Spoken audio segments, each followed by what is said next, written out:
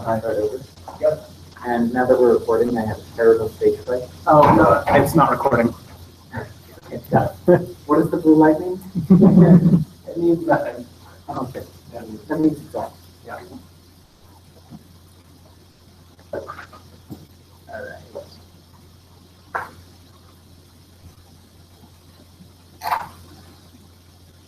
Okay. I guess don't mind me, and you can get started if Anyway.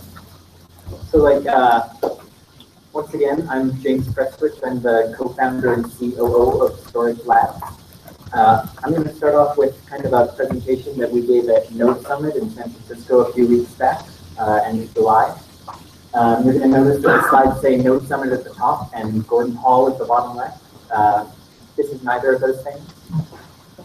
Gordon's our lead developer. He's formerly at BitPay. He's an amazing guy. He's very strongly, very into free software, very into building the kind of change he wants to see in the world. And that's something that I hope is true about me too. Like, I would really love to be Gordon, but unfortunately you get me to stay. A little bit more about me. I'm a developer more by hobby than by calling. So if I can't go quite as deep on the technicals, I hope you'll forgive me. I still get pretty down into this, but I'm still not Gordon, so sorry about that. So we're going to talk about the cloud for a minute. This is kind of what you think the cloud is. It's some sort of magical unicorn where you can ship all your data and it'll just be there when you need it. In reality, the cloud is a whole bunch of people with barbed wire fences around big square buildings. It's a black box where you ship your data and they have control of it. The cloud doesn't belong to you, it belongs to Amazon or to Google. Once you give them your data, it's really theirs, it's not yours anymore.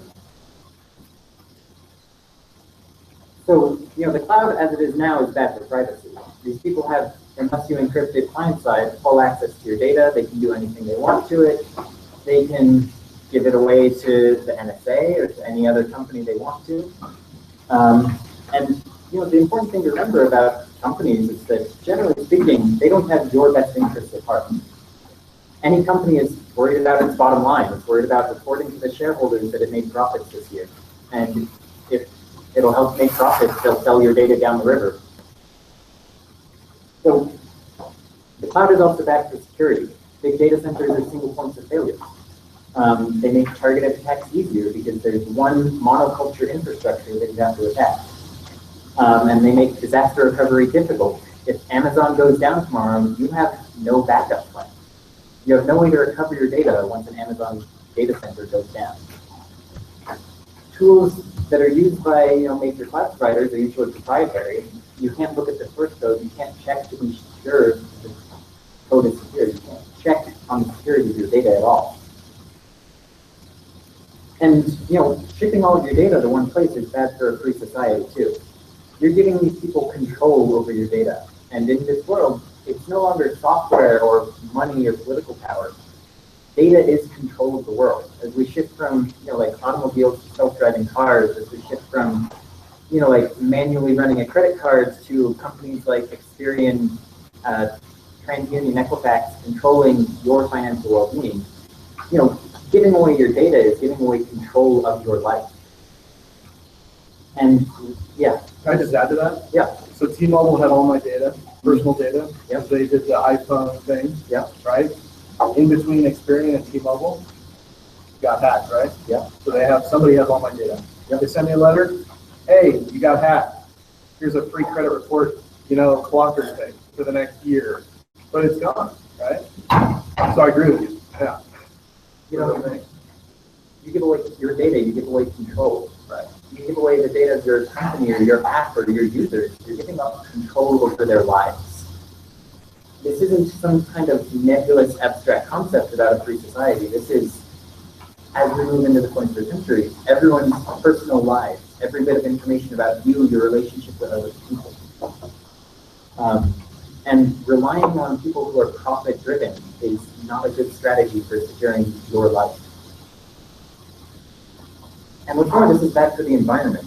The way things stand right now, 2/3 of all hard drives that are produced go into consumer PCs, and all of those end up in a landfill. Large companies are a little bit better about recycling, but 2/3 of every hard drive being produced is essentially being wasted. To produce one computer and one monitor requires 530 pounds of fossil fuels, 48 pounds of other chemicals, and 1.5 tons of water. Do you think you would trade in your laptop for 1.5 tons of water? Like, I would seriously consider it at this point. So in 2013, 660 exabytes of storage space entered user PCs. These are PCs in homes, offices, actual PCs. Not talking about the corporate cloud, not talking about Hadoop clusters, not talking about any enterprise-grade use, just desktop PCs and laptops. That's 300 million hard drives, enough to store 20 quadrillion cat pictures. Given that there are only 600 million cats on the planet, that's enough space to store 66 million pictures of each individual cat on Earth. It just seems kind of ridiculous that we're throwing all of that away. So, we take the point of view that the simplest solution is the right one. If we can harvest all of that excess capacity that's out there, if we can, stop wasting all of that space, we can provide, a cloud that is more efficient, cheaper to use, more secure, and more private. Because each bit of data is encrypted client-side before entering the cloud. It's shredded between, dozens of different users or hundreds of different end-user PCs, and it's spread across the network so that there's no single point of failure. So that if we go down, you can route around us to find your data again. We have an audit system that I'll go over a bit more later that lets you check that your data is still stored and intact, hasn't been modified or deleted. And we pay the people providing the storage space directly for the use of their network and their resources. So this isn't just about privacy, security, ecological sustainability. This is about building a cloud that's for and of everyone. So I talked about this a little bit just a second ago, but the files are encrypted client side, so only the user who uploads the file controls the key. We're not a key management company. That's not something we're doing right now. You're responsible for securing your own data and distributing those keys yourself if you want to share that file. And what this means is because the data is encrypted, the person storing it has no way to read the file. Even if they could break the encryption, they would need all the pieces of the file to reassemble it into something meaningful. Only the owner of the data can reconstitute and decrypt that file. So we're built on something called Kademlia, which is a distributed network. I'm hoping to go into Kademlia routing a little bit later, so we'll kind of gloss over this right now. But the key takeaway of this slide is that Kademlia is a structured network, which means lookups are actually pretty fast for a PhD. So we've been developing entirely in Node.js so far. We're hoping to bring a lot of these tools to other languages in the near future. Gordon, our lead dev, whose slides I'm seeing, actually wrote the Node.js implementation of Kademlia. And we're going to dive into that a little bit right about now. So the modules are CAD and CAD tools. You can find them on NPM. All the code's on GitHub. It's all AGPL licensed. All right. So, you can install it as simply as npm install CAD. And then you have a fully functioning node on a DHC. So CAD comes with pluggable transports and storage adapters. You can plug in your favorite database or storage adapter, whatever. You can plug in your favorite transport layers. We've been working on HTTP because it's easy to develop for. There's lots of tools out there, but we plan on supporting raw UDP, UDP in the future, lots of other transport layers. So this is how simple it is to make a distributed network using CAD. I'm not going to dive into this too much because I'm a little unfamiliar with this CAD code. But the basic thing is, set up your local contact, that's you.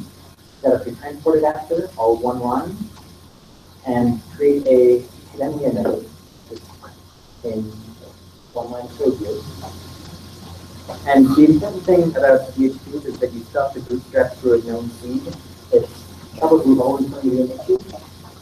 But this is how easy it is to set up a node on a distributed network in Node.js. We've taken all of the complicated routing, all of the setup, all of the transport layers, distilled it down to just a few lines of code. So you can hook into your protocol module. So add what's the protocol? I know like your Oh yeah, you just take and drag it. yeah, it's like what's the matter? What is that? Loading dialog. Loading. Power. I don't know. No, it's okay. Where was that? So, CAP has tons of hooks. You can hook into things before and after messages are sent and received. You can hook into all the transport layers, the storage vector. You can add tons of customization to CAP. So this is how easy it is to define a new protocol call on CAP. It's just one line, message, method, parameters, and context. CAT is amazingly versatile. You can use it for anything. One of the original versions of this, talk had how to make a what's it called? A zombie network of DDoS spam bots in CAD in 10 lines or less. That's not something I recommend doing, but it is possible. You can set up hooks in the middleware pipeline for processing various events. It's, again, super easy. So you can just say transport.before, and you can call your set blacklist, transport.before send, set blacklist. This is how easy it is to blacklist a node using CAD. If there's someone out there, it's just one line to before send and before receive, check the blacklist, and let's do it. So, on top of Kademlia, we've also built a distributed publish-subscribe system. This is based on something called Quasar. Quasar uses attenuated bloom filters. Anyone familiar with what a bloom filter is? Yeah, I'll take a stab at it. Go for it. A bloom filter is a non-unique cache that when it collides, it doesn't really matter, and it's used primarily for like blog articles. It gives you the probability that something exists, like a particular keyword in an article. It is used for that a lot, but it's used for a lot of I love it. I love it. I love it. That's what I know. So basically what happens with the bloom filter is you take the content that you want to filter for, you hash it, and then you XOR the hash with whatever filter you currently have. So what this means is you can do some very fast filtering. You get some false positives, but never false negatives. Yeah. Filter can only say maybe or no. Yes. Have you seen this option before? You can get that maybe or no. Right. So it's got the keyword from blog, or I have the keyword from the blog for example. Right. In this case, are you interested in this information? And you can get maybe or no. But because the actual hashing and the lookup is very quick and there are no false negatives, you can always be sure that you see the things that you're interested in. So we use Quasar, which uses what's called attenuated bloom filters. For every hop in the network away from you, you have another filter. So the first layer is for people that are 0 hops away. This is you. This is the things that you are interested in. For 1 hop away, you're going to take your 3 nearest neighbors on the network, and you're going to add all of their bloom filters together. Basically, just smash their bloom filters together. And so you have a pretty good idea of what people 1 hop away from you are generally interested in. Again, you'll get false positive, but never false negative. You'll never trash a message that someone wants to hear. So the idea is that you are filtering out what you're interested in, you're forwarding on things that you think your neighbors are interested in. This goes down not just 2 hops, but about 20 hops away. And as messages move through the network, they're essentially drawn into gravity wells, where it finds someone who says, I think I know someone interested in that, and gets forwarded on in the correct direction. As it finds, a group of people who are all interested in it, it follows, into them. Basically, being interested in the message attracts it to you, based on the structure of the network. Again, Gordon can go way more in depth on this, but that's the basics. So we put this on top of CAD using CAD Quasar. It's very simple to use again. We're going to use a node decorator in CAD to implement it on the network. And oh, here it is, actually. This is how to make a DDoS botnet using CAD and Quasar. And what? And on the So what's going to happen is all of the nodes on the network are going to be listening for the message, fire the missiles. They're going to hash that message, put it into their boom filter, and keep an eye out for messages coming in that have that hash. Once they find one that has a hash that matches their filter, they're going to see that it says fire the missiles, and they're going to publish fire the missiles with a target URL of foxnews.com. So all you have to do is deploy this code and the CAD libraries to as many computers as possible, and you've got your own customizable DDoS bot. It's that easy. I'm not advocating cyber terrorism.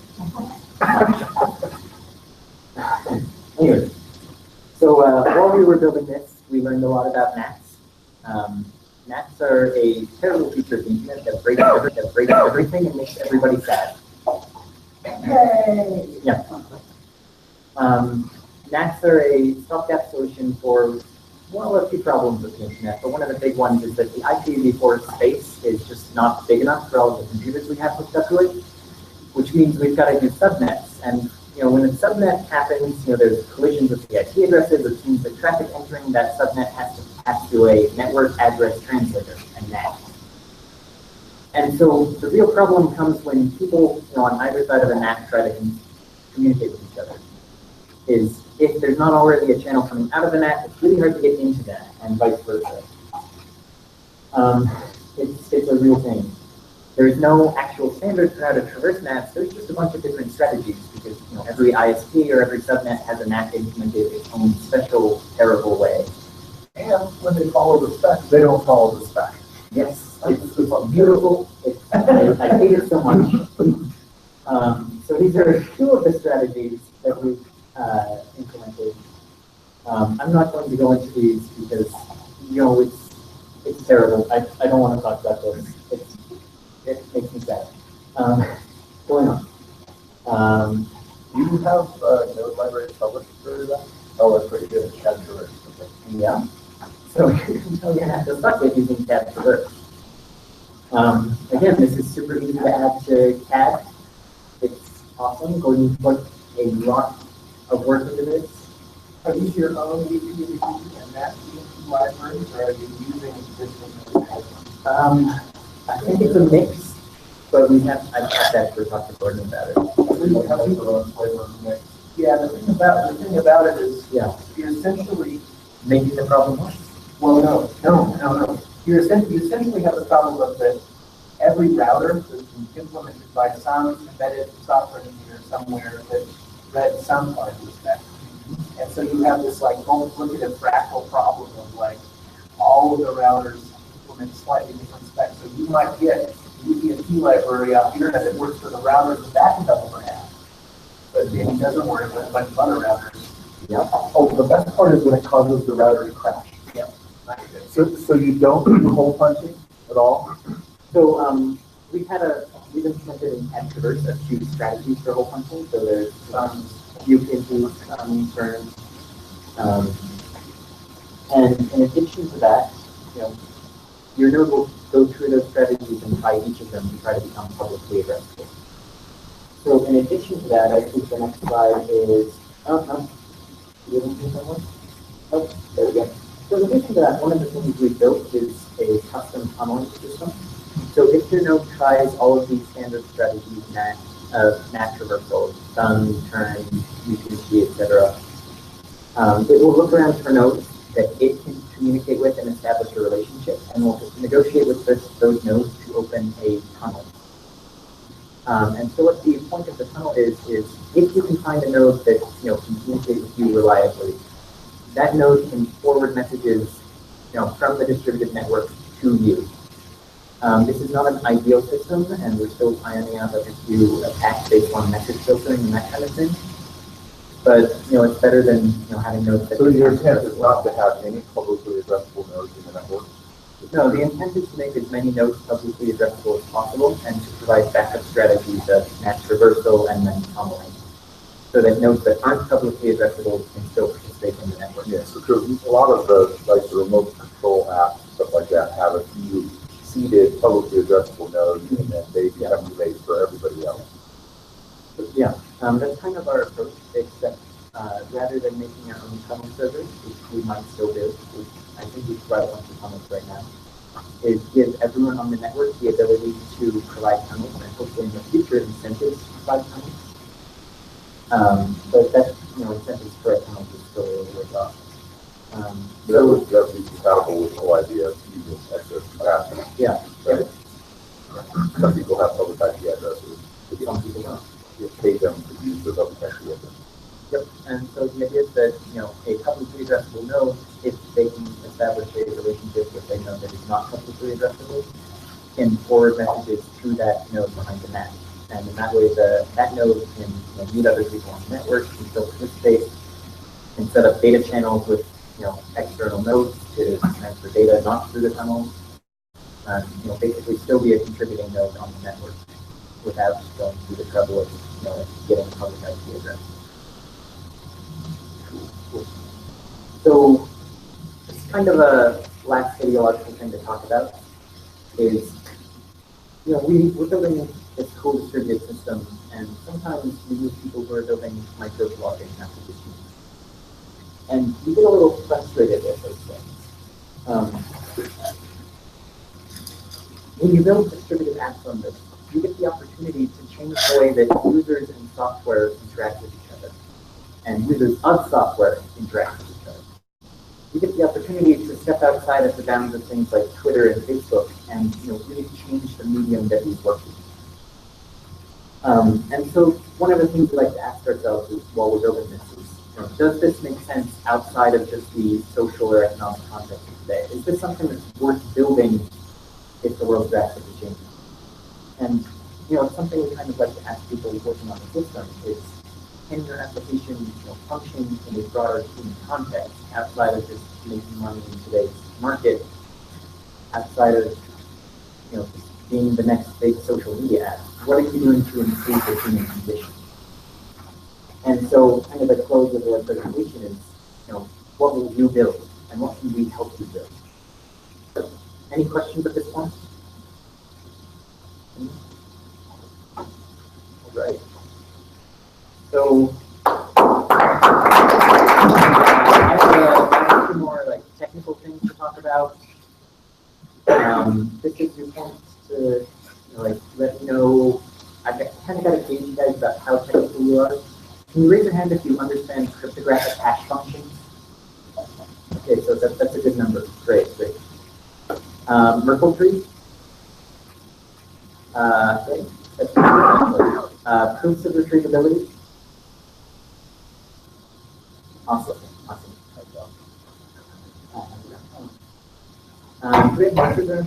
Yes. Are they not? There we go. Okay.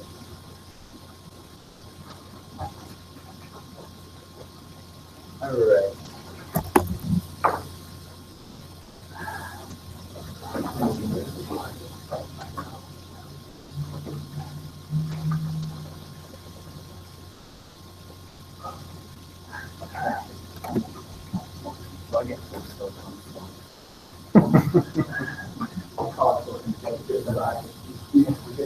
The new 101. All right. So our core technology is built on this idea of peer-to-peer storage contracts.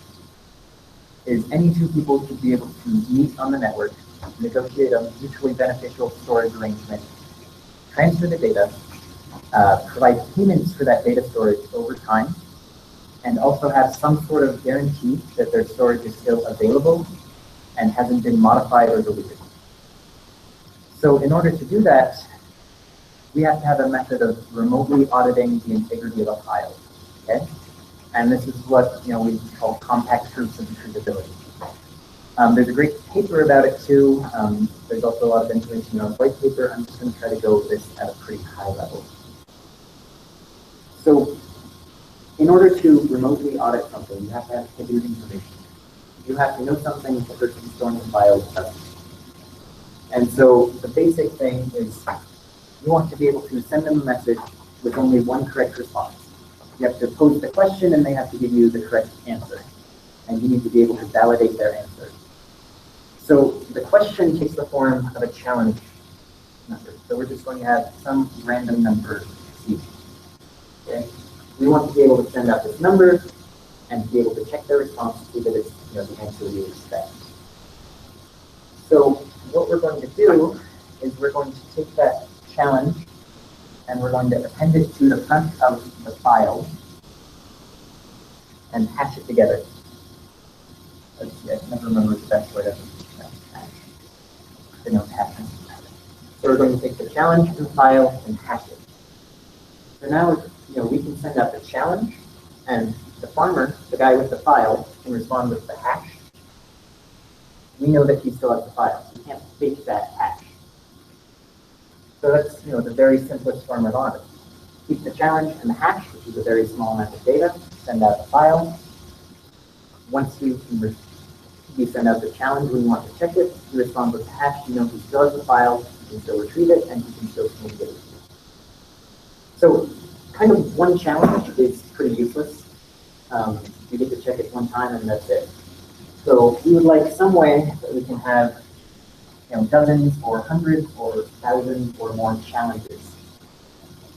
So we're going to have a whole bunch of C's here. I'm going to go with 8 right now. But it scales up to how many is that? 7? 8. So for each of these challenges, we're going to go through and we're going to add the file.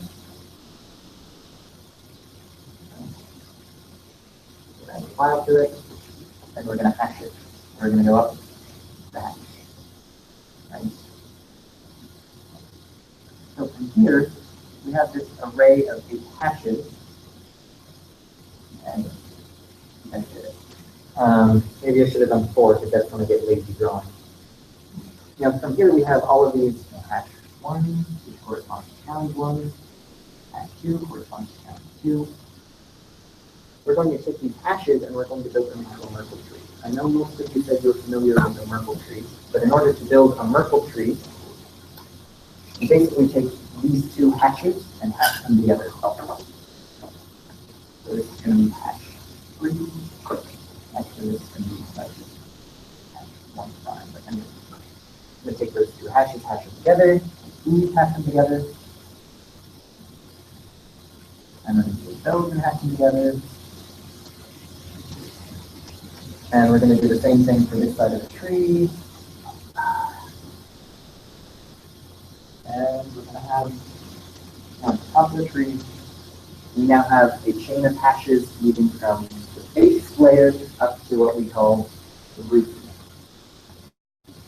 So the cool thing about this, and the cool thing about Myrtle trees in general, is you can go from the leaves to the root very simply. So in order to get from here to there, I don't need all of this information. I don't need all of those hashes. I only need this hash, but this one, and this one. Because these 2 make that one, once I have that one, I can do that one, make that one, and go up there. So that's what's called a Myrtle proof. It's essentially you can demonstrate in a very small amount of data that your leaf is in the tree. Okay, so let's step back a second. What we want is to send out these numbers and get some sort of response that the farmer still has the file, some sort of proof that he still has the file. I want to make sure I understand that context here. Yeah. So I have my phone. Yep. I want to access a file. Well, okay. So you want to not just access the file. You want to prove it exists over time. So every hour or every day or every 2 hours or whatever, you want to send out one of these audits and get back the correct response. So I'm probably sending an ID for the file and then the challenge. And so that computer could not have pre-computed the challenge. Right, they couldn't have pre-computed the challenge response. So you can be sure that because they can respond correctly, they still have the file. And you want to run that audit every few hours so that you can be sure over time that the person is fulfilling the terms of his contract with you. Okay. So the challenge is a secret to the person. Right. I'm going to get there in a second. All right. Okay. So, yeah, with the proof, you can send back this, plus this, plus this.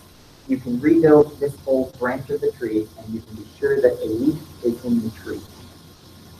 So what this, going back to the challenge response for a second, what this means is that the person sending out the data who wants to audit it can store the root and the challenges, and that's all they need to store.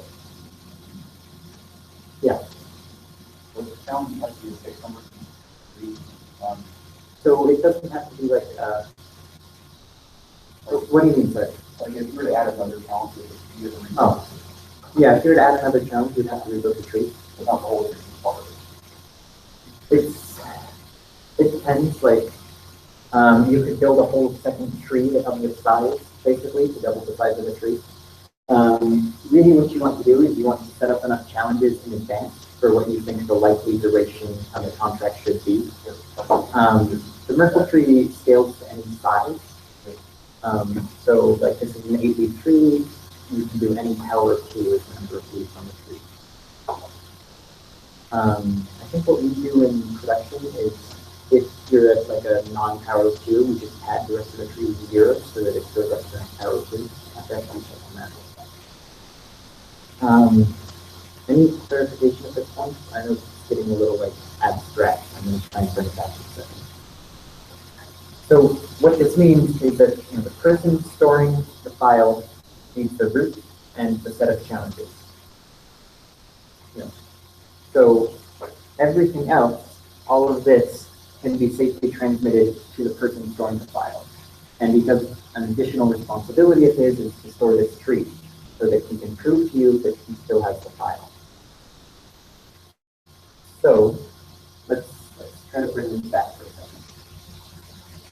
If I'm the person storing the file, sorry for terminology ambiguous. If I'm the person sending out the file for someone else to store, I have the root of the tree, which I pre-calculated the whole tree in advance, and I have a set of challenges. I'll take my challenge, number 1, I'll send it out to the guy, and he has to respond with this hash, this hash, this hash, and this hash. And so his response encodes all of the data that I need to get back to the root of the tree. I can verify that the root he sends me matches my root, and I can verify, therefore, that he has the file. So, yeah. Sorry. Why is it not sufficient just to say every hour if the hash matches what I expect? Yeah. Good. So why do I need? What you want to do is make your storage burden as light as possible. So if you were to store all of these, you're storing exponentially more data than if you're storing only the challenges plus the root. If you were to store each leaf in the tree and use those as your only response, only acceptable proof, you would kind of defeat the purpose of sending your data to be stored remotely, because you would be storing a significant amount of data to validate it. There's an additional constraint, which is the computer storing your node may be malicious, may be trying to get out of the contract. Right. So if they can just store, if all you're checking for is the hash, correct? They can just store the hash instead of your data. Right. Well, that's why you need to challenge. Right. That's why you append the file with the challenges so that they can't pre-compute it, so they don't know what the challenge is. But you're not going to the challenges out to all of them all at once. You're doing the first challenge. Right. Once, right. And then 10 minutes later, it's the second challenge. And then third, is that right? Yeah. Third challenge. So, and I don't know we the challenge. But why would I not just randomly generate a challenge at the time that I want to send it? Why would I pre-compute it? Because in order to do that, you would have to store the file, which negates the point of storage. Yeah. If you have to keep the file, to pre-compute these hashes, these hashes. Because you're not taking the hash of the file plus the challenge. You're taking the entire content of the file. Right. Got Right. it. So you're doing the action. Right. Because if you put it at the front, then that changes it. Right. Goes to putting it at the end. Yeah. And if so, quick thing about the test here, you always want to pre-end your hashes with an assault or a challenge in this case, because if you post-end it, they can do the hash, store it to state of the hash machine, and then just add the challenge to the hash machine. Right. To negate any future benefit of challenges. I get it. Yeah. For some context, Yeah. does it take 2.77 hours to hash 1 terabyte? I would have to look up exactly what the I rate think is. that's what Stack Overflow says, Okay. but I don't know if you have any tricks for that. Or I would generally trust Stack Overflow, but if you're storing like a 4 terabyte hard drive, you would be able to hash that whole hard drive in less than 1 day. So a challenge period of 1 day would really work for you. Yeah. But Talking about what you think that. sure. So the way a rapid hash function works is it's essentially a streaming, iterating algorithm that runs on the data.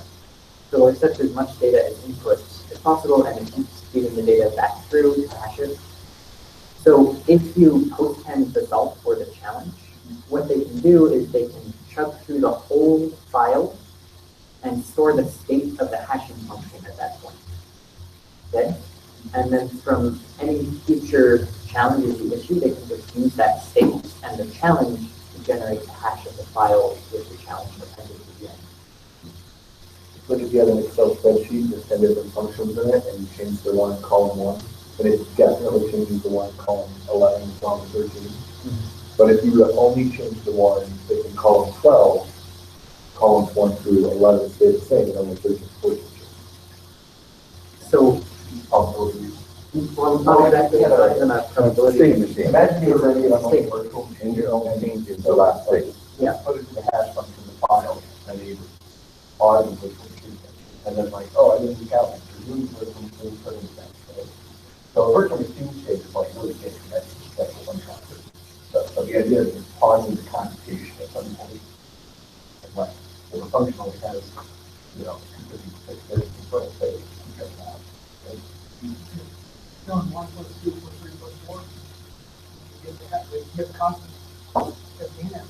You already know 1 plus 3 plus 2. You don't know the first number. Then you don't know that.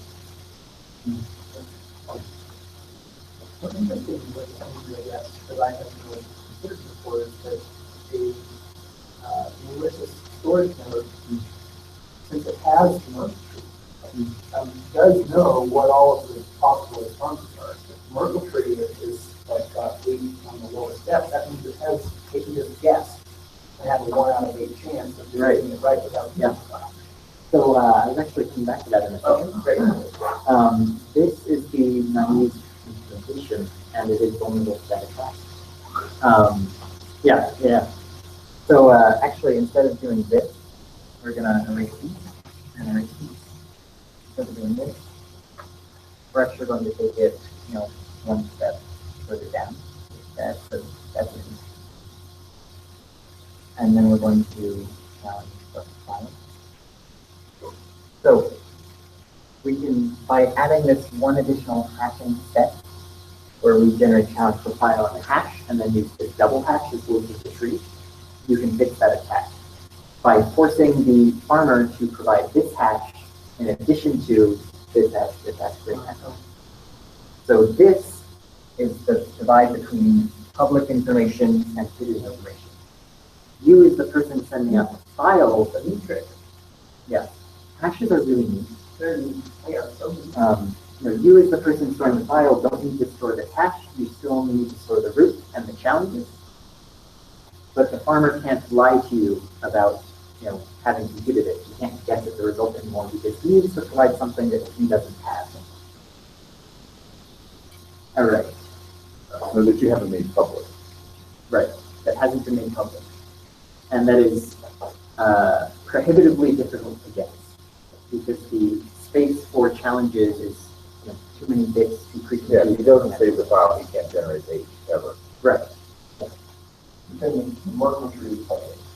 So everything from here up is public. The Myrtle Tree up to the root is public. Okay. From here down. File in the Myrtle Tree. Yeah. No, you saved it. Here's the file. Yeah. We send out. Yes. They're both out. Yeah. We send out the file plus the Myrtle Tree. Yeah. And then you send C. Yeah, and then we send any C from the set of all challenges out. And so what he would send back then is the hash of the challenge plus the file, and then its uncles to prove back to the root. It's uncles, yeah. That's a technical term. That is actually the technical term. So don't you run, over time, maybe I missed it, don't you run out of challenges? You do run out of challenges over time. The approach right now is to set that number high enough that it's a reasonable time frame to want to pull back to that file and redo the challenge. Okay, so you just refresh the whole thing every so often. Unfortunately, every so often you're gonna have to pull it back. We're trying to make that on the time frame of like double-digit months or years by completing enough audits in advance. But that is a problem. There is another entire proof of retrievability algorithm that provides an unending string of challenges. Unfortunately, the pre-computation is prohibitively heavy. So like in this, you have to hash the file a number of times equal to your challenges. There's another algorithm where you do a much more significant amount of pre-computation, but the upside is that you can, audit it indefinitely in place. Unfortunately, it's like, I think an order of magnitude slower. I think close to 2 orders of magnitude slower to do the pre-computations at all. So that's something we want to look into optimizing in the future when we have a few more mathematicians on that. That wasn't in the white paper, was it? I think we briefly talked about it in the white paper. It would have been called Swizzle or something like that in the white paper. You guys know the algorithm the calculation stuff, or do you use string stuff? I think it is streaming, but I'm not 100% sure. If you provide me with a sort of network, I think we should be able to do that in the file. Last time we tested it, it was extremely slow, like on the order of single-digit megabytes per second. So it could be beaten by a good network type. I believe it would optimize well for like a hardware solution. So if we're doing like enterprise-grade stuff in the future, it would be really cool to get like a hardware solution that would do that really quick.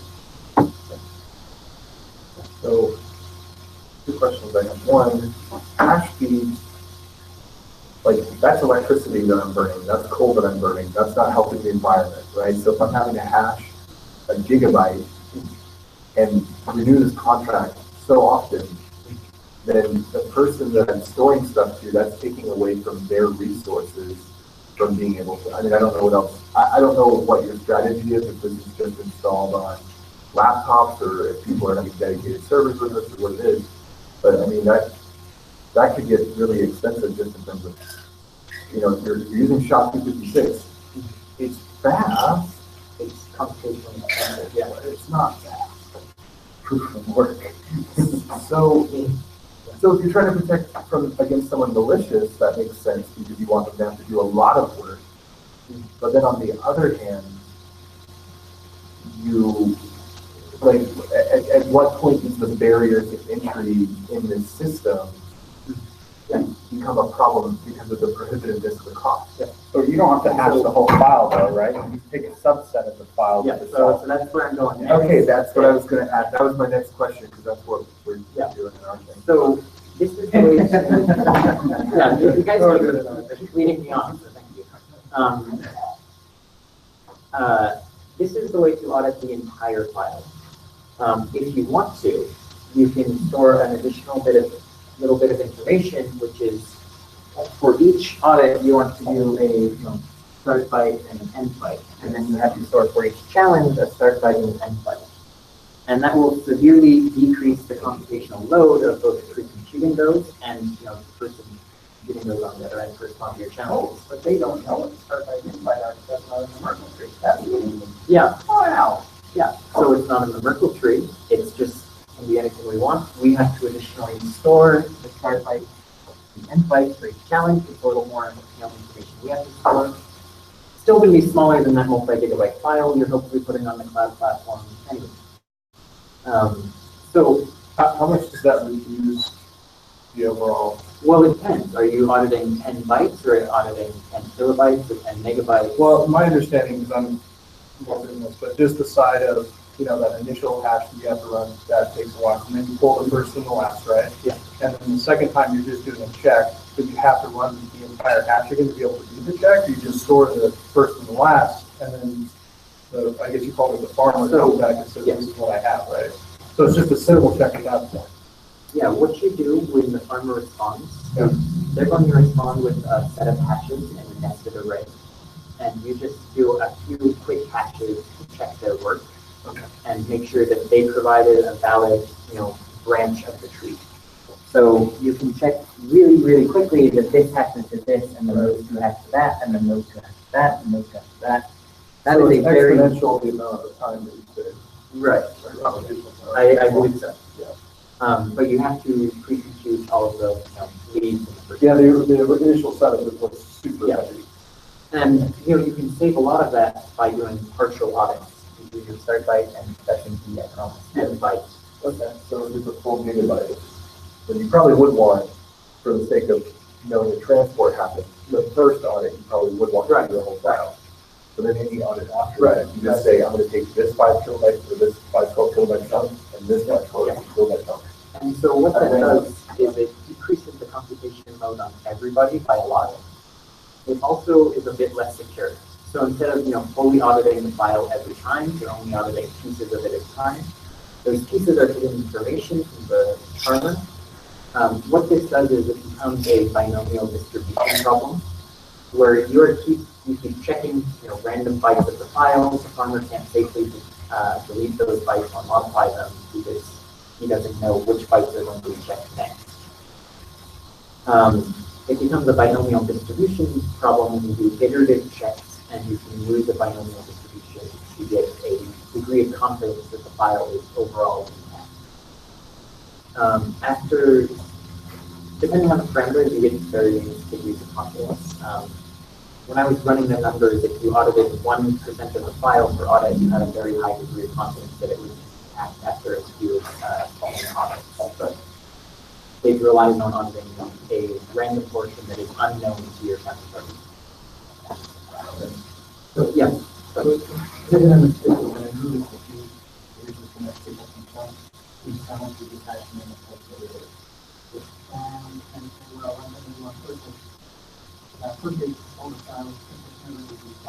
Yeah. So what's going to happen? I have 90% chance of the still something internal.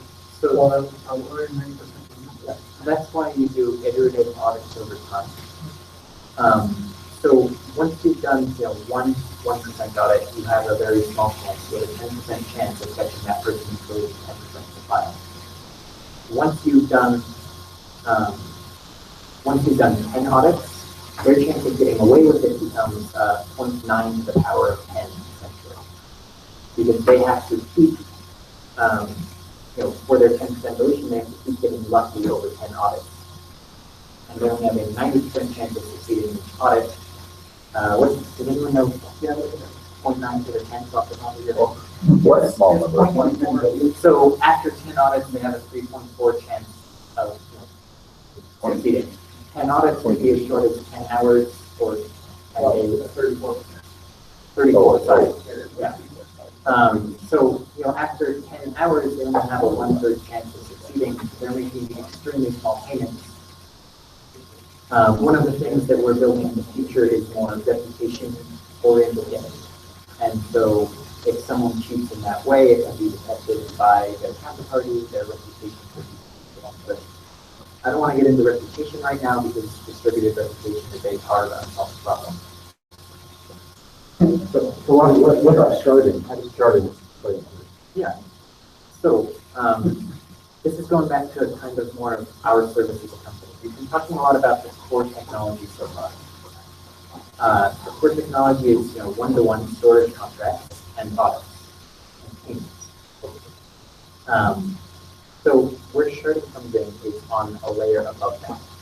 A one-to-one storage contract that works out is really great. It's a really cool tool. We want, in our cloud storage, we want consistency, we want availability, we want low latency, we want high bandwidth. And so how you get from a one-to-one storage contract with an untrusted peer to a consistent degree of high quality service is actually a really complicated problem. And so we're trying to, our service as a company is going to be helping solve that problem for developers. So anyone can use this protocol, anyone can use the contact traceability. It's all on GitHub, it's all AGPL licensed. It's all great solid code. What we're building on top of that is what we call a bridge server. The role of the bridge server is to take all of these proofs and audits and Myrtle trees and academia and contracts and distill it down to a simple API. So instead of going out to the network, negotiating a contract, first they have to sign with each party and then issuing the audit, any developer should be able to interact with a RESTful API or something similar to just store files. And what the bridge handles is all of the negotiation, all of the auditing, all of the references to the files on the network, makes it really easy. And what we're going to be handling in the near future is intelligently distributing data across nodes to achieve certain goals. So on this distributed network, we have thousands at this point of heterogeneous nodes. They all have different availability, different latency, different bandwidth. Our bridge server and our service is going to be having enough information about those nodes to intelligently distribute data across them to get low latency, high bandwidth for the availability. And the way we do that is collecting information about how people perform in our contracts. We check the cheaters, we make sure that we're contracting with people who are high quality node operators. And in that way we can get good service. Yeah. Would that API live in the blockchain? So no, right now anyone can run their own bridge server, and anyone can go out and deploy their own version of the API for managing their own files. The goal is to make the metadata live in the blockchain in the long run, so that if the bridge server you rely on to store your metadata and handle your audits goes down, you still have options to retrieve that information trustlessly without any third-party authentication. So what a bridge server has to store is the routes, the challenges, the start and end bytes, the contracts that describe where in the network and with whom they're supposed to issue these things and keep track of. Reputation. The reputation of the people they deal with, information about latency and bandwidth and uptime so that we can be sure we're getting people. It has to store all of those things, and if our service goes down, our goal is to make it so that any one of our customers can use blockchain or some other public ledger to retrieve their data, where they have the ability to go and see those contracts, find the nodes that are storing their data, and retrieve it easily. That is a kind of long-term goal, and there's a lot of protocol work that needs to be done to get there. Yeah. So I guess I'm trying to just understand. It sounds to me like we're taking the distributed nature of the system and centralizing it again. So and then creating other centralized nodes that kind of become regional of the network, right? Not exactly. Right. I understand what it's called, but I'm saying from the architectural standpoint, the long-term goal, what's the end goal? Is for every server to be that federated server? Well, it's not federated at that point, but it's an individual server that runs it all. It has its own authentication. Potentially, yeah. Right now, anyone can go out and deploy a bridge server, and it has authenticated users. It keeps track of metadata. It keeps track of file pointers. But you make that bridge server a distributed consensus tool, and then distribute the governance of that so that it's not centralized. It's really hard to do distributed consensus things with hidden information, because if one of those bridge servers which has hidden information is collaborating or colluding with one of the funds, they can betray the hidden information to that person can drop the files. We are definitely exploring options in that direction where we want to take things, but distributed consensus with hidden information is not a solved problem. Well, if everyone had their own bridge server, then it would be decentralized. Right. So the goal is to make this on the distributed network. There is a decentralized group of bridge servers who are providing access under whatever terms their operator wants. It could be free access, it could be metered, it could be whatever. Anyone can run a bridge server. All the code's on GitHub. You can run it for any purpose, however you want. You can modify it however you want. We're not trying to be gatekeepers of this network. We're trying to provide value on top of Interim solution for right now. it. Well, not even just an interim solution right now. Using a distributed network effectively is a hard problem. Like, if you just go onto the network and you start contracting with people with no sense of their performance or their reputation or their past, you will not have a good time. You will have an extremely high rate of dropped contracts, you'll lose data, that kind of thing. The information required to use a distributed network effectively, by its very nature, has to be centralized to be processed. Or, not centralized into a single point, but split between a group of federated decentralized nodes. Basically, in order to And that's just the reputation. it's not just reputation management, it's information about each node on the network and their performance in past contracts. That's what I mean. Yeah. Okay, so that's a form of reputation. Yeah, I'm just giving you an indication Yeah, on okay. who I am and what I'm also providing. Right. Uptime bandwidth. Yeah. So because decentralized reputation is an unsolved and maybe unsolvable problem, you have systems like Ivan Trust and Trust Data, but they really don't address everything. We have a few ideas in this area that we're going to try to do, but those are mostly geared towards preventing civil or people attacks. But because distributed replication is an unsolved problem, you need a centralized or federated store of information to effectively use network like this. If you are just a single unprivileged node of the network with no information, you won't be able to effectively use the network. It's unfortunate, but it's a fact of distributed systems. I have an interesting thought. Yeah. So going back to it. So if your bridge server shards, each piece of your file, you got a huge file. But if you set the max for each piece, right? So you shard out this person, that person. It seems like you could use some Bitcoin mining ASIC hardware for that. You could, yeah, but using ASICs to optimize the hashes is something that you would think about in the future. Well, no. I mean the current actual Bitcoin mining hardware. Yeah. Because what if your data is small enough, right? Yeah. Then you just load that up into the miner, and the notch becomes your challenge. Yeah. And you can generate 10,000 milliseconds. Yeah. That's one of the nice things is that hashing is extremely parallelizable. And it's also one of the reasons why challenges have to be fairly large number of bytes. Yeah. So this is a major thing, like the fact that it's always in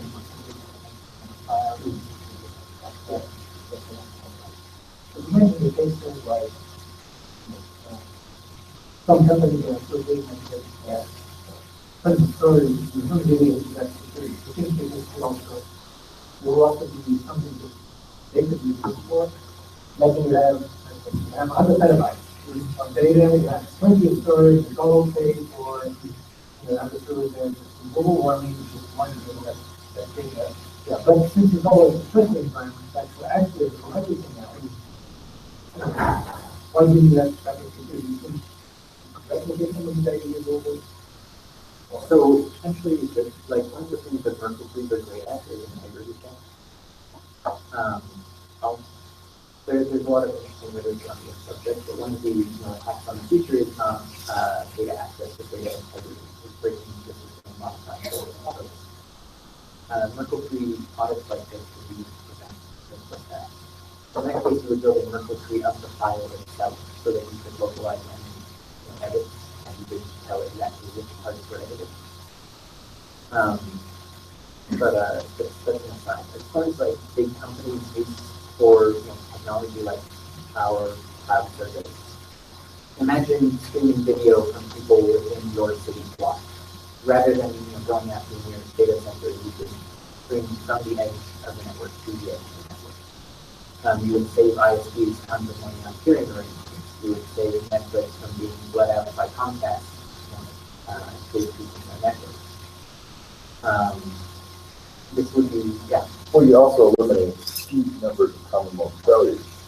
So even a large company with triple redundant data centers is still subject to common mode failures that can take their whole system down. Right. Just poor management of the root passwords. They got the whole system. Amazon still has major data center failures.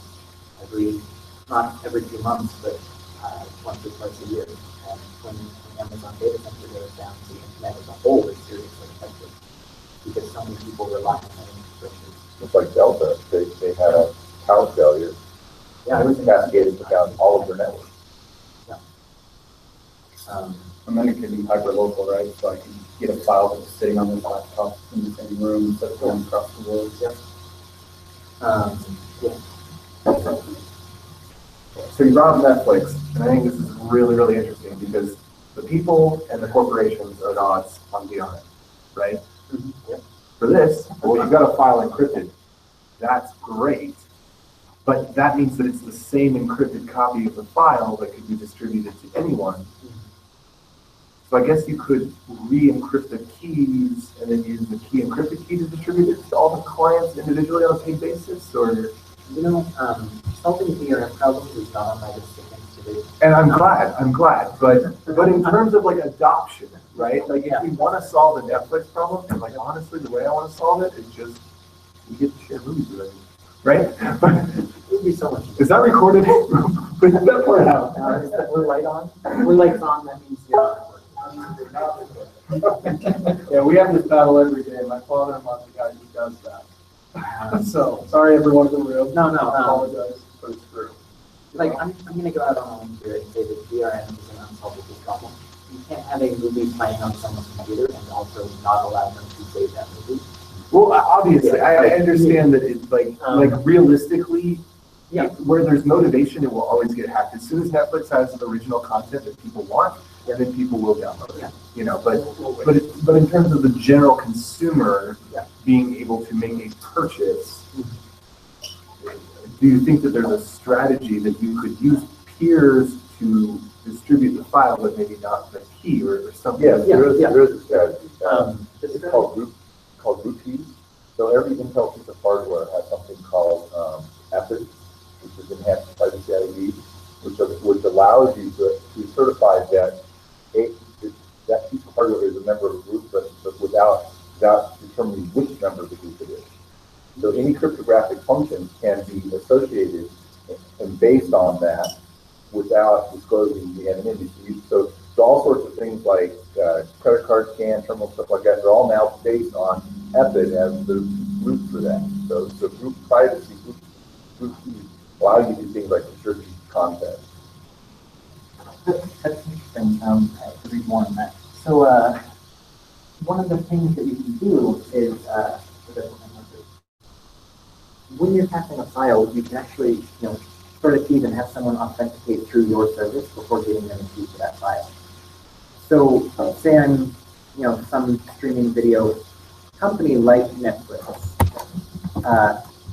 On this system, what a file becomes is essentially a key and a list of pointers to that file. Okay? So, I'm packaging up pointer 1, which says, this is points to chunk 1, pointer, right, pointer 2, pointer chunk 2. So, these chunks are somewhere out on the network. Okay? So, in order to reconstitute the file, you need not only the key, but also a list of addresses to get all of the chunks from. You need to know how to connect out to those people on the network, authenticate with them to get back the exact right chunk you're looking for. So as a service provider like Netflix or something similar, I can manage keys and pointers and only distribute them to authorized users. And if I want to be really paranoid about security, I can manage the keys and the pointers separately, or the key and each pointer by separate systems. This in a way reduces content and file management to a key management issue. Each of these things are something that can be conveniently socketed into whatever key management system you want. So you can distribute them and authenticate users for access to them however you want. One thing you can never ever do is once you've given away the key and the pointers is revoke those with surety.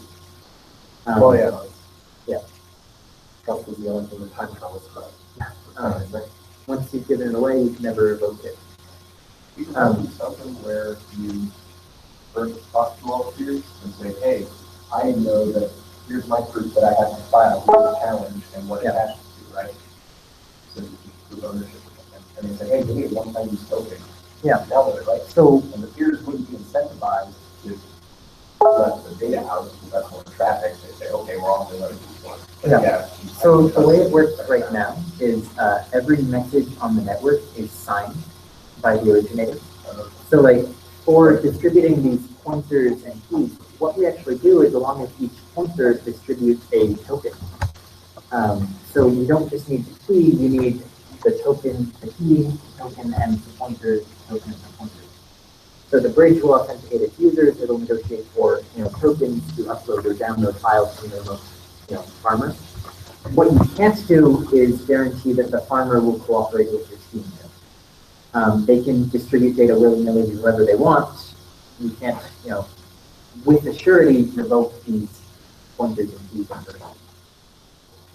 and Only if the groups solutions. oh, geez, it's never gonna happen. Can't prove a negative. Any other questions? Yeah. So, I'm sorry to interrupt this, but I'm still trying to grasp the group of Okay. people. Yeah, I wanted to spend a little more time on this actually. So let's draw my Myrtle Tree again, but I'll make it smaller this time. Only four. Yep, only 4 leaves. So we're gonna go 1, 2, 3, 4, and we're gonna go challenge plus file. Okay. So again, this is essentially give these a much better name this time. This is 1, 2, 3, and 4. That's the number 4. And then we're going to have the leads, which are 1 prime, 2 prime, and then this is going to be 1 and 2, and this is going to be 3. Okay. So, 1, this is the hash of leads. This is the hash of leads. So, I'm going to be the renter. Farmer has everything above this line. Okay? So, I'm just going to send out to the farmer challenge 1. Right? I'm going to send this out to the farmer. Have we uploaded the file? Yeah, we've uploaded the file. This is, We've uploaded the file, and I no longer have the file. you no longer have the file. Okay. What you have is this, the root, and you have the set of challenges on 1. So have I pre-computed all of these challenges? Yeah. Okay, okay. Yeah. You've pre-computed the challenge, you've pre-computed the whole tree. Okay. So that was one of the main questions. The next one was, because can you store below these nodes? Can these hashes change over time? These hashes cannot change over time. Okay, so so piece of the tree I'm working with will never be affected by the new file. Right. This tree only applies to 1 single file. I see. Okay. Or 1 single chunk, actually. Okay. Yeah, I thought there was a dynamic component to it. Well, if I don't have the file, how am I gonna? Yeah. So, what an actual proof looks like. So, let's go ahead and C3. So we'll have okay. Those are separate files. They're just other challenges. Right. Okay. So what a proof is actually going to look like is I'm going to send out challenge 1, and the farmer is going to respond with, you should all have unique numbers for better talking about. All right. Bear with me. 2, 3, 4, 5, 7, 8, 10, 14. For optimal heat cred, I should have started with 0 up here, but whatever. Anyways, so I'm going to send out challenge 1. Okay, the farmer is going to use that to generate hash number 8 down here. Okay. This is information that is new to the farmer. He's just generated this. He's going to check that 8 hashes to 4. And then he knows now that he has the correct answer. Once he knows he has the correct answer, he's going to take 8 and he's going to package it with 5 and 3 to make a proof. So what this does is 8 hashes to 4, 4 and 5, then hash to 2, 2 and 3 hash to 1. He's going to put all of those into a nested array and send them back to me. And I can check, okay, 8 hashes, he gave me 8 hashes to 4, 4 and 5 hash to 2, 2 and 3 hash to 1. I can go through each step of his proof and make sure it gets back to the root, which is what I expect. And because it's a cryptographic hash function, we can't fake that in any way. There's no way to predict another valid proof. So it is a virtual guarantee that he still has the file because he can give me this hidden information as well as a route to get it to the root. So if we were going to send out challenge number 3, which is over here, we're going to make a new response. So we're going to send out challenge 3. Goes to the farmer. Okay, on the farmer, he's going to build a new response. He's going to have challenge 3 and the data to get 10. And we're going to make a nice array out of that. Okay, now he wants to send me back 7 because 10 goes to 6, 6 and 7 go to 3. So he's going to send me 7. One of the important things to note here is that order matters. 6 plus 7 is not the same as 7 plus 6. In a hash function, order matters. So we're going to use a really cool set of nested arrays to encode information about location in the tree. So 10 and 7. 7 is to the right of 10, so we're going to put 7 on the right of 10.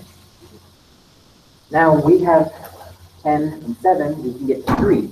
In order to get from 3 to the root, we need 2. So the farmer is going to say, okay, 2 is to the left. We're going to put 2 in our nested array. And this is what the challenge response or challenge 3 looks like. Since the Myrtle Tree is public, why does the farmer need to send anything back other than 6?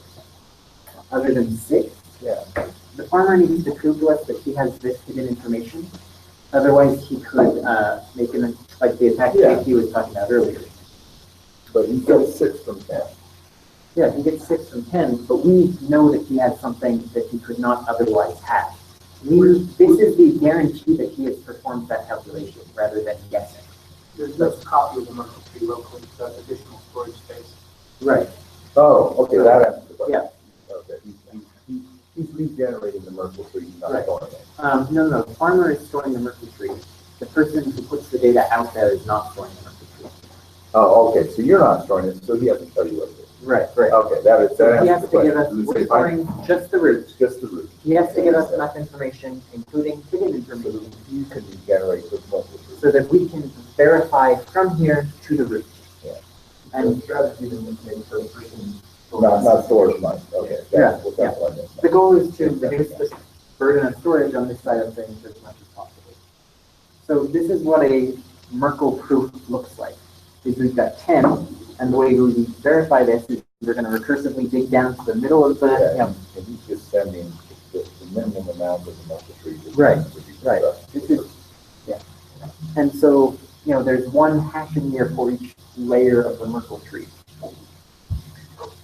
So a 3-layer tree, but counting an extra hash for this layer. Anyway, so this 3-layer tree, which takes 3 hashes transmitted to prove, can store up to 4 leads, 4 challenges. If you add one more hash, you get double that number of challenges. A 4th hash in this proof would mean it's an 8-leaf tree. The amount of challenges scales up exponentially, while the amount of hashes required scales linearly. Wait, I think, Sorry. how do you get an exponential number of challenges? You only. So every time you add one more hash to this proof, you're adding a whole other layer to the tree, which is double the number of leads. But you can only ask. I don't understand the challenge protocol. You're sending one challenge. Okay. Let's back up a step.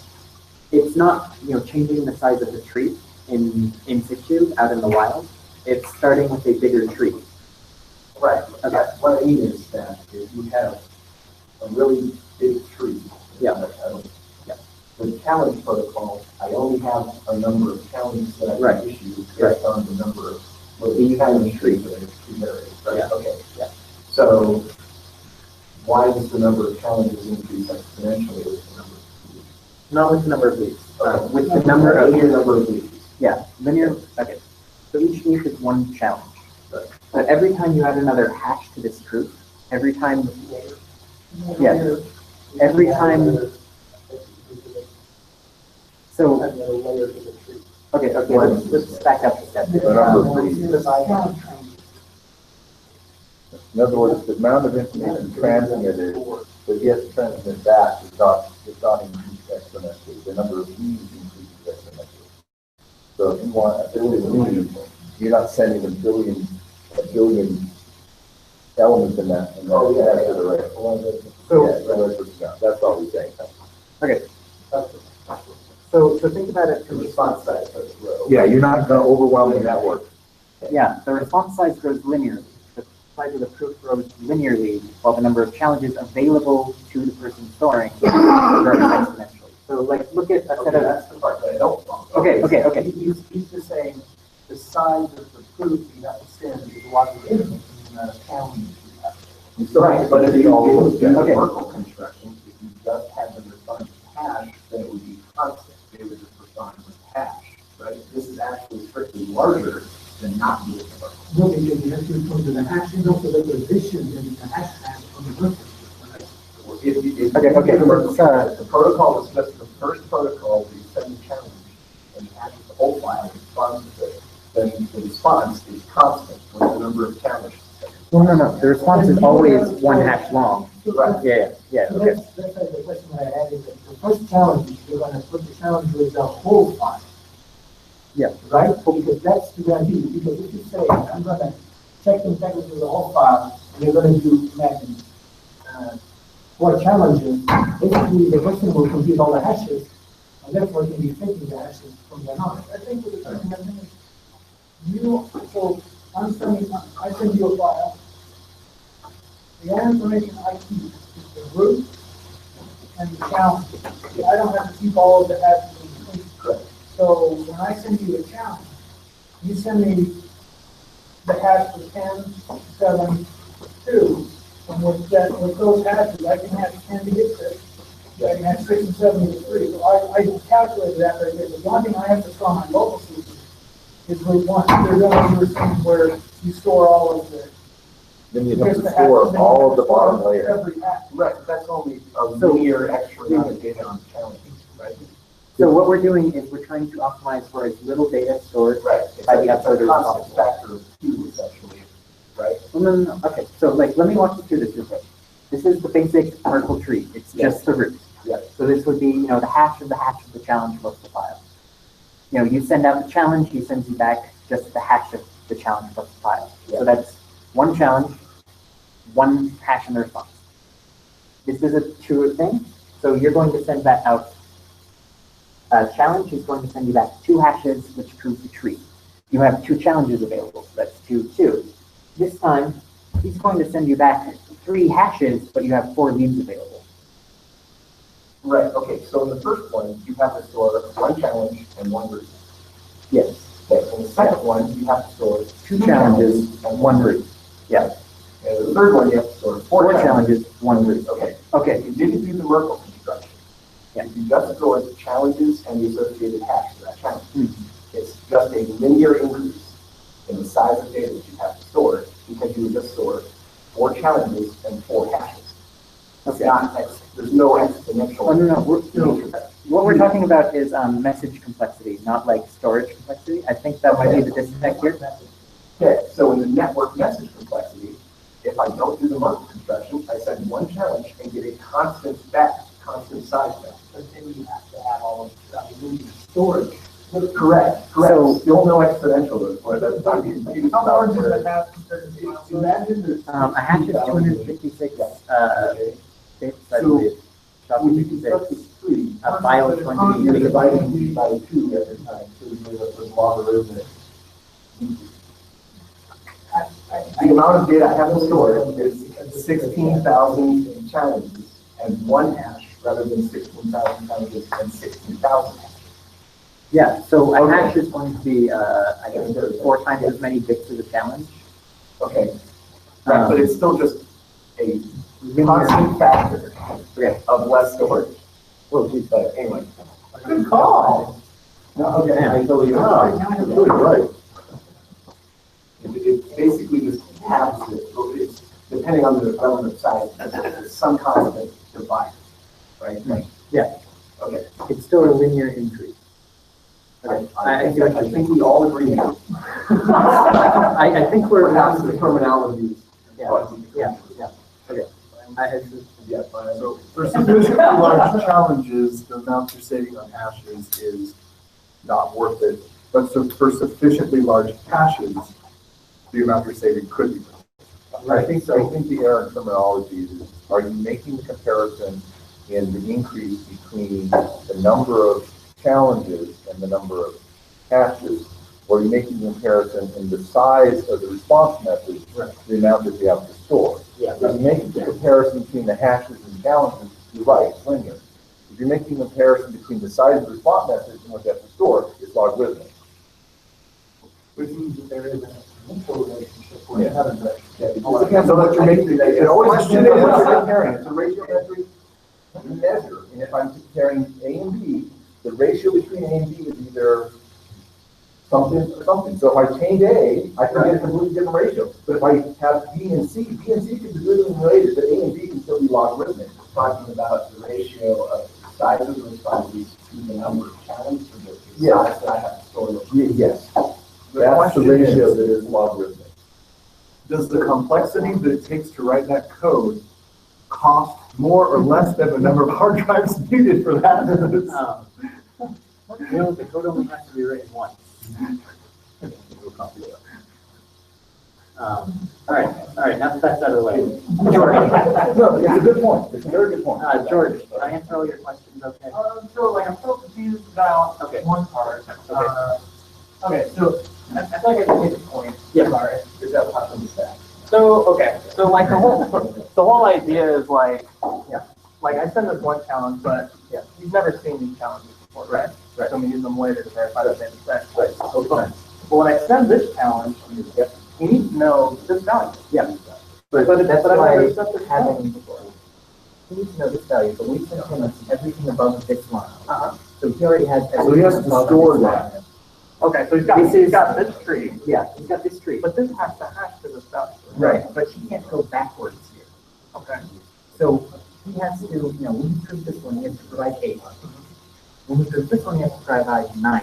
Okay. That's how we verify that, when we send out challenge 1, if we remove this layer of hidden information, he would be able to send back, just any branch of this tree and have a, So we pre-compute 8, 9, 10, 11. right, and then we So track we them. don't send 8, 9, 10, 11. We send 4, 5, 6, and 7. He has to store 4, 5, 6, and 7. We don't store 4, 5, 6, and 7. We don't store 8, 9, 10, or 11, right? Right, either. And then if we send the challenge, if he doesn't store the whole Myrtle Tree and he doesn't store the file, he can't give us the path to the root. Right. So when he responds, his response is built out of one thing that is newly calculated, that there's no way he could previously have had access to, as well as public information that he previously had access to. So one piece of new information and enough public information can get us back to the root. Right, okay. Oh, okay. All right, so thank you. Oh, man, that line. It's just that, I know. You have no idea how long it took me to wrap my head around this. And I'm still working out my teaching method, so thanks for bearing with me, everyone. That's great. That's good. This is one of the better meetups I've been to in a long time. Oh, great. No, seriously. Yeah.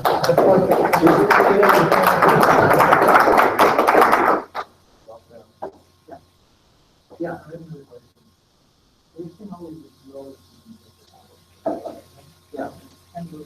And the root.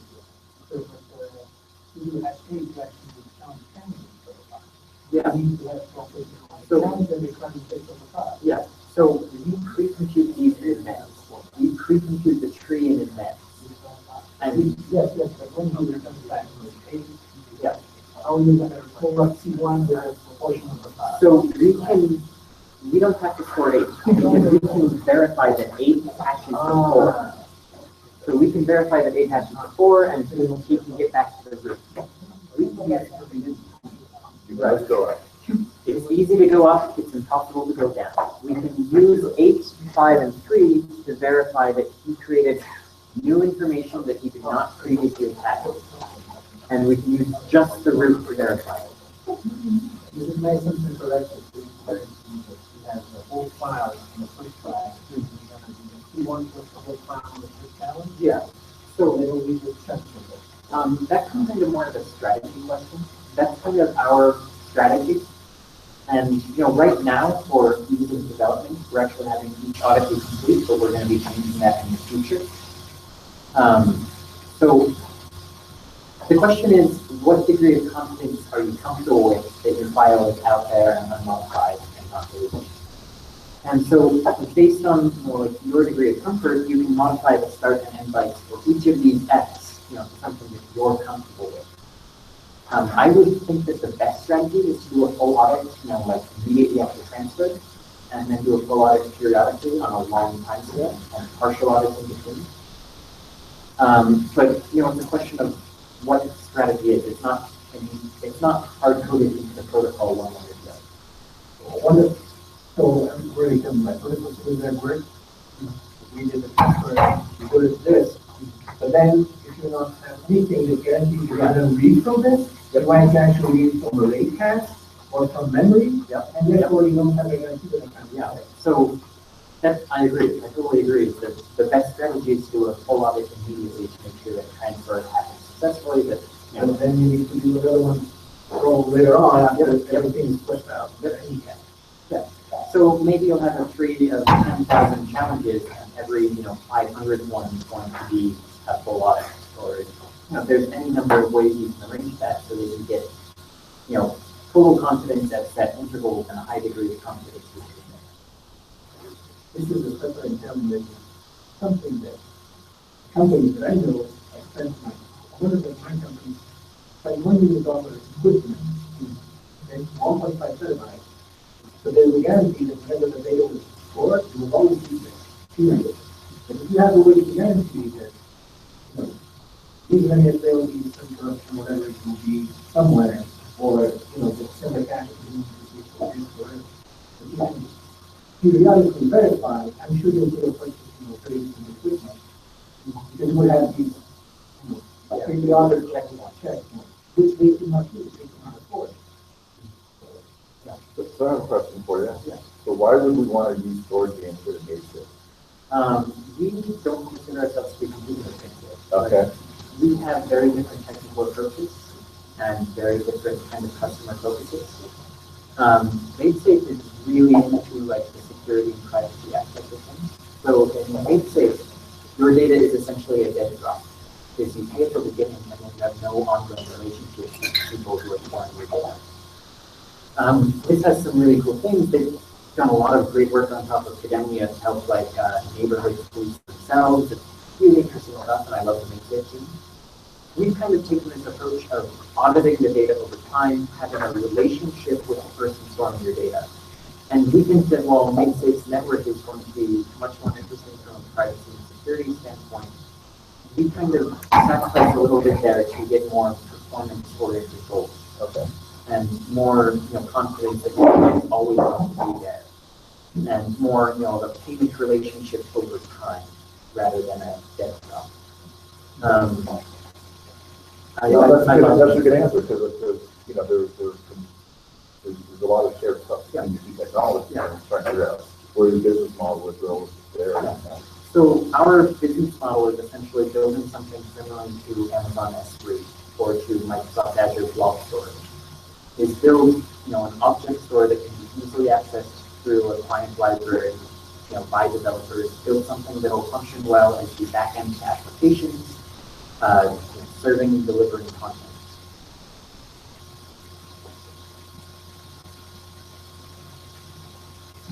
Any questions? Don't drop. Right?